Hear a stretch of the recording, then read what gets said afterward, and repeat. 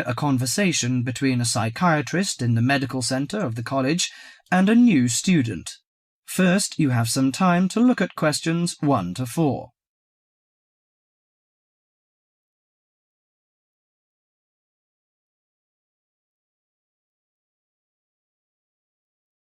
Now listen carefully to the conversation and answer questions 1 to 4. Hello, sit down, please. Thank you. Now, you are a new patient, aren't you? Yes, that's right. OK, so I'd better get some basic details down first. Right, we'll start with your name. Martin Hansen. Do you spell that S-O-N or S-E-N? Hansen. OK, and you're a first-year student? Yes, I am. Study in? Electronics, actually. I hope you enjoy it. Thanks. And your address? 2805 Hesperian Avenue, Hayward. 2805 and Hesperian. Yes, that's Hesperian. Hayward, Hayward. And your phone number? 734-246-55. 734-264-55. No, you got the 6 and the 4 the wrong way round. It's 24655. Huh? Sorry, right. And, when were you born? The 15th of June, 1986. Here in New Zealand? No, I was born in Sydney.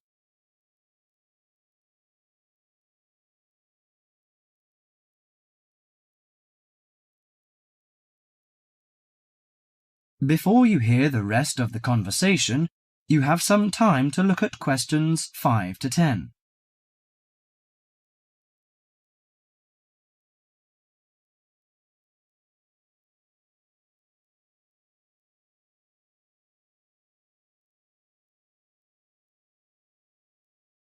Now listen to the conversation and answer questions 5 to 10. Good. So, what's your problem? Well, frankly, I wonder whether it is a problem. I get the blues, and it lasts for quite a while. I don't know how to... Yes, we all feel sad or get the blues now and again. Generally, our sadness lessens in time, and with the support of friends. However, if the depression leads to difficulty in thinking and greatly disrupts your daily routine, it can be evidence of a psychiatric problem. What do you feel exactly? I always feel sad and worthless. I find it hard to fall asleep and wake up early in the morning. How long has it lasted? Nearly half a month. Do you feel fatigue or loss of energy? Or you may have lost interest or pleasure in usual activities? Yes, sometimes. At first I thought I could overcome it by myself, but I failed, and I'm so glad that you came here. It seems that you are suffering mild depression from your symptoms. Depression? Yes, I feel depressed sometimes. But why would I... Depression may occur as a result of biochemical changes in the body. Alcohol, amphetamines, cocaine, and LSD can bring on depression. Those who have a family history of depression usually have a greater risk of depression. Sometimes the worrying changes in life can lead to depression. I see. I had a really bad breakup of a love relationship. It makes me feel hopeless. Do you think I need some treatment? Yes. Antidepressant medications are often used to treat depression, if it is serious. But I don't suggest them at first because of the side effects. I suggest psychotherapy, which can give you support and help you regain control. So do I need to come here every day? No, I will arrange counselling sessions for you, which will last 12 to 20 weeks. You come here once or twice each week. The psychotherapy is directed at helping you gain insight and understanding about events in your life, which may have contributed to your depression. With growing insight, you can often learn more effective ways of coping with your feelings and changing your behaviour. What can I do to take care of myself? Well, at first you should do some physical exercises on a regular basis, at least 3 times a week. How is your food? Do you eat well? Yes, I think so. I eat at my homestay family. Good. Find a hobby or a positive recreational activity to participate in once or twice a week. I know it's difficult for you, though. When you feel it's hard to overcome the depression, come to the counselling session. Remember, ask for help if the load is too heavy to handle. Yes, I'll try. So, when will my counselling session begin? I'm going to arrange that for you. That is the end of part 1. You now have half a minute to check your answers.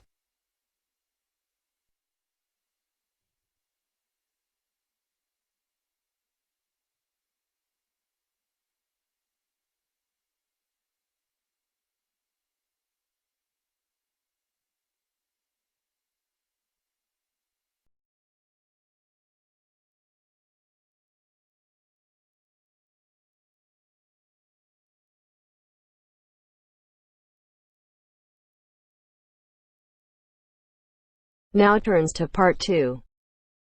Part 2. You are going to hear a conversation between a student and a driving instructor. First, look at questions 11 to 14.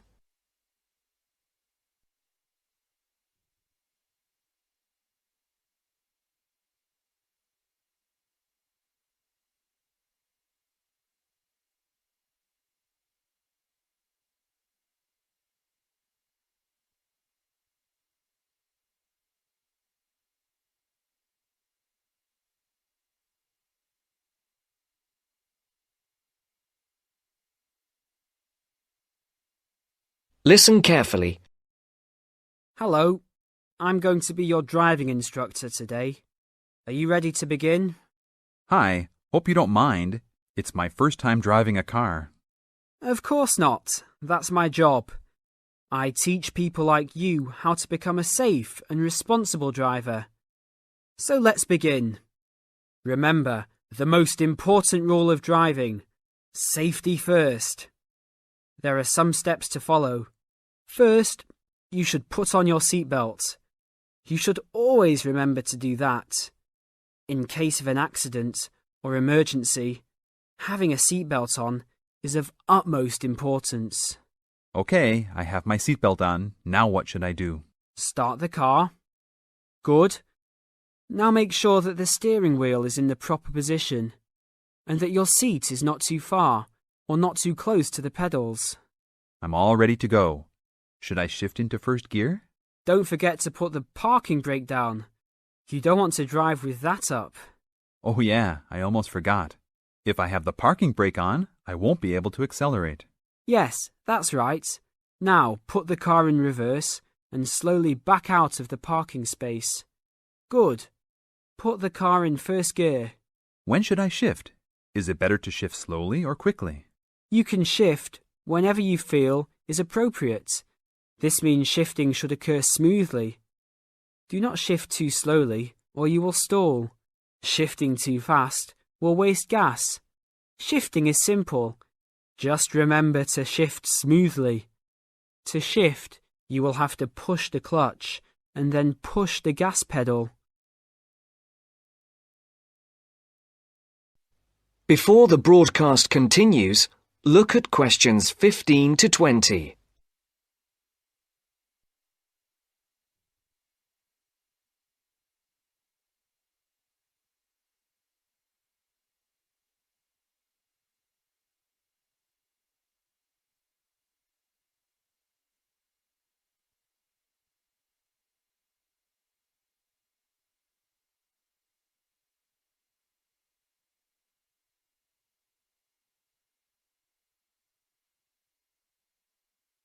You will now listen to the second part of the talk.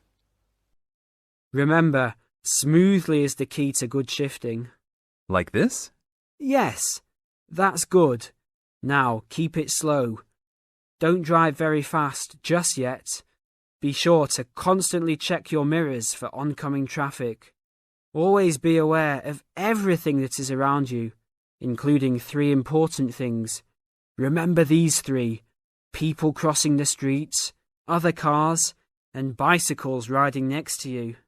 What should I do if I see a yellow light? Well, it's always better to brake instead of trying to run it. But if you're travelling at a speed where it's impossible to stop in time, then you should try to make it across the intersection.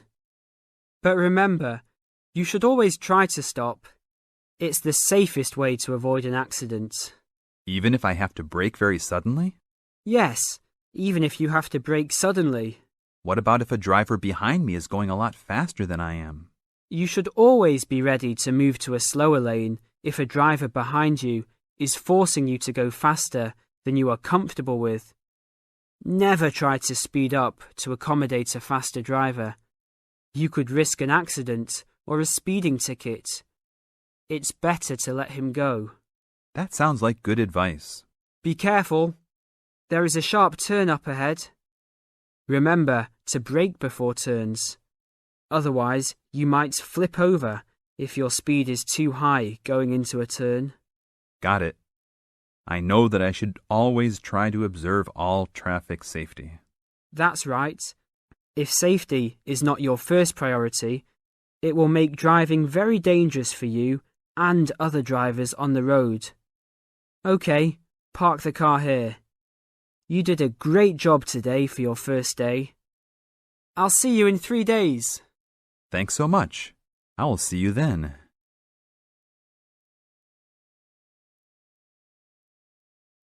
That is the end of part 2. You now have half a minute to check your answers.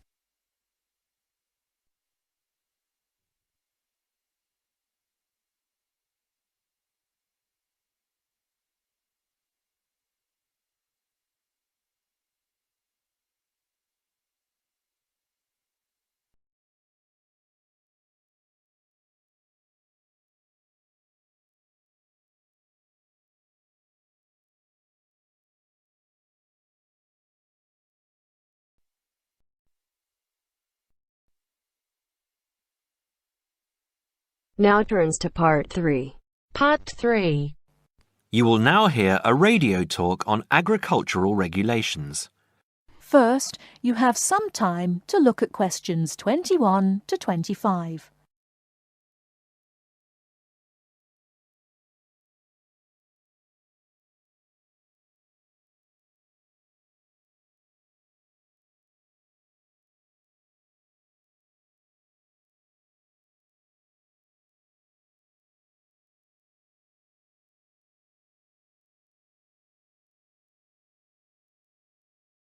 Now listen carefully and answer questions 21 to 25.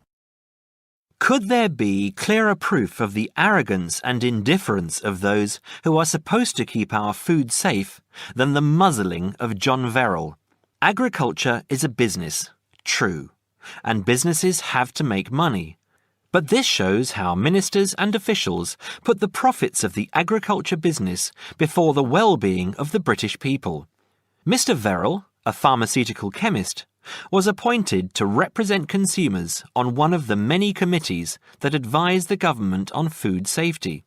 When he tried to do his job, though, and wanted to warn ministers of a danger to children's health, he was refused permission to do so. The danger comes from hormones given to cattle in the USA and some other countries to make them grow faster. They speed up the animal's development to maturity, thus making meat production more profitable. There have, however, long been fears that the hormones have horrendous effects on the people who eat them, causing diseases as serious as cancer. Once these hormones were used on British cattle too, but over 20 years ago they were banned in Europe for being too dangerous. Indeed, so concerned is the European Union that it banned imports of hormone-fed beef years ago, much to the fury of the US government, which wants to sell it all over the world. Several years ago, the USA and Canada asked the World Trade Organization to declare the ban illegal and to punish Europe for failing to lift it. The WTO, with its long record of refusing to let environmental or safety concerns interfere with trade, agreed, imposing fines of more than $120 million a year on the EU for its refusal to back down. The British government now backs the Americans, claiming that there is no proof that hormone-fed beef does any harm. This is where Mr. Verrill comes in. He is very angry with the government especially as their claim comes out just after a Danish study shows that growth hormones are 200 times more dangerous than was previously thought. Worried by these findings, Mr. Verrill spoke to government representatives, who did nothing. Before you hear the rest of the talk, you have some time to look at questions 26 to 30.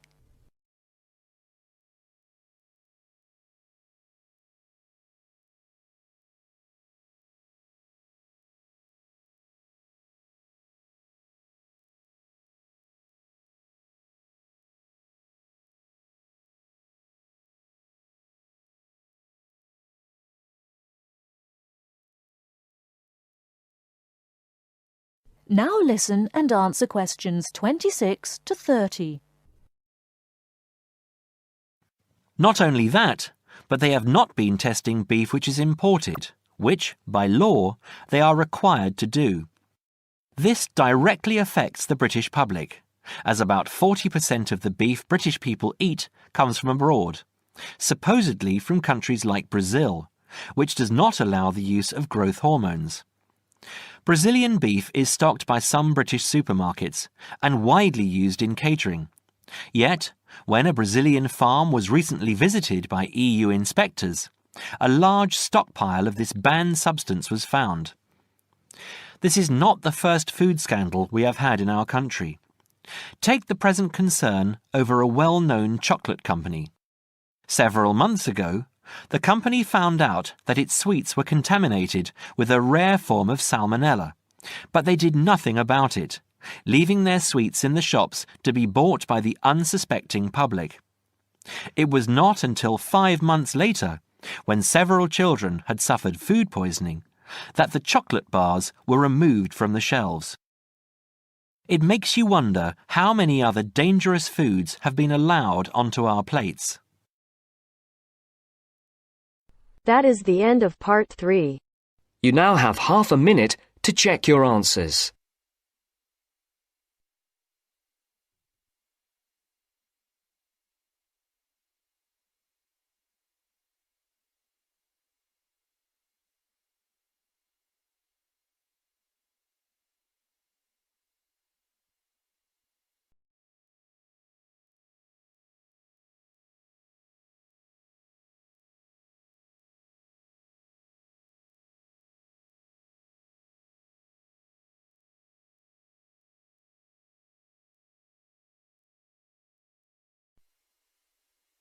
Now turns to part 4. Part 4. You're going to listen to a talk about tea in the UK. First, you have some time to look at questions 31 to 40.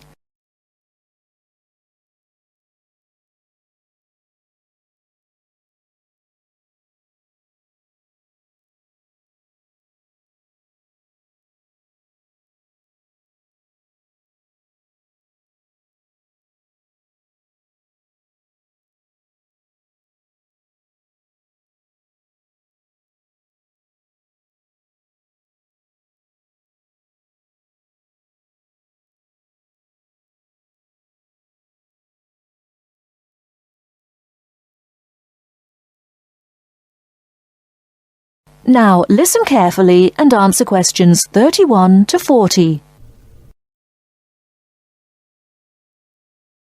During the 1930s, there was a popular song which had the title, "Everything Stops for Tea," and to millions of British people, a restful cuppa is still an ideal way to relax for a few minutes from the rigours of the day.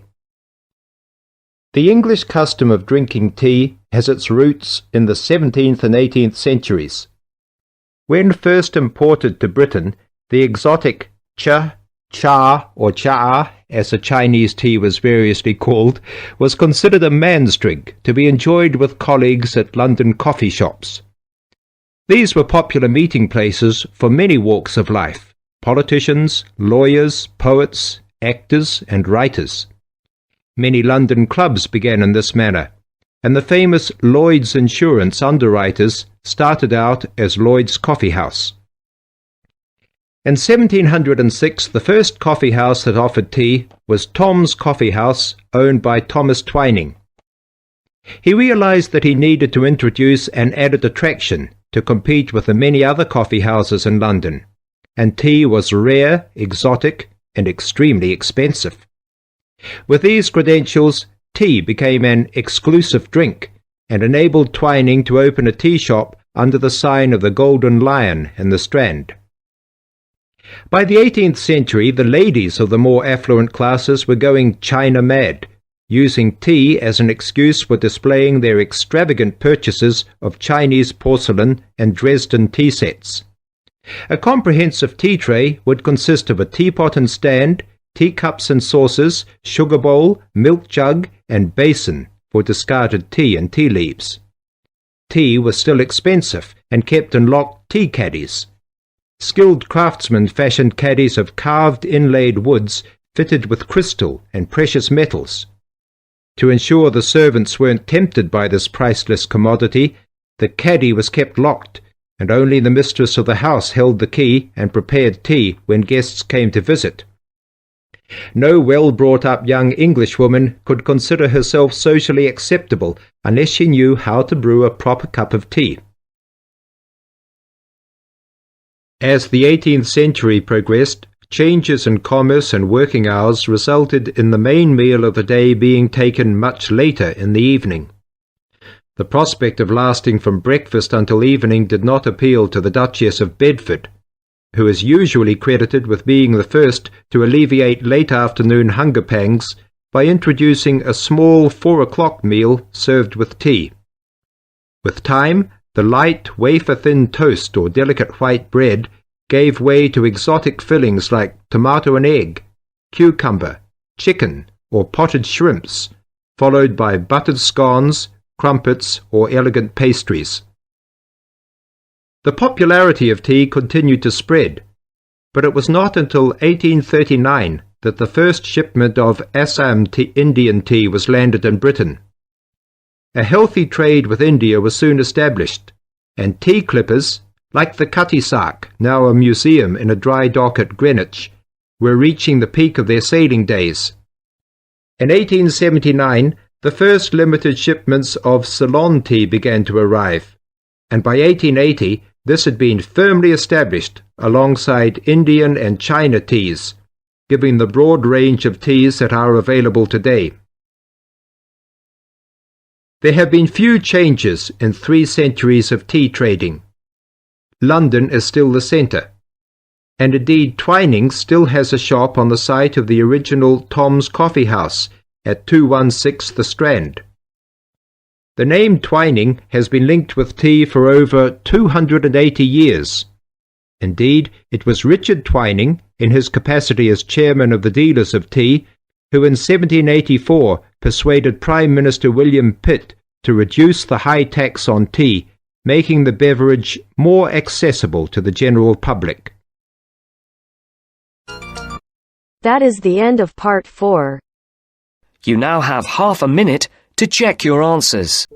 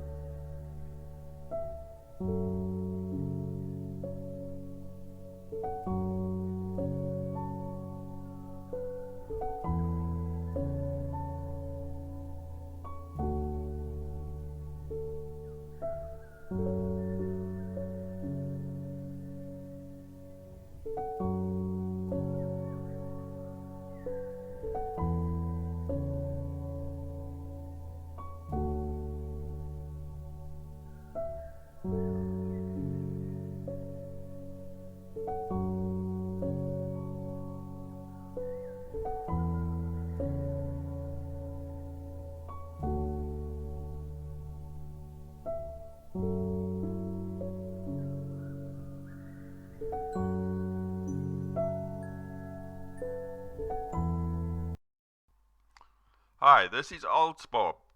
I would very much appreciate it if you could like, subscribe and share this video, as this will enable me to help more IELTS students reach their IELTS goals. Very much appreciated. Thank you.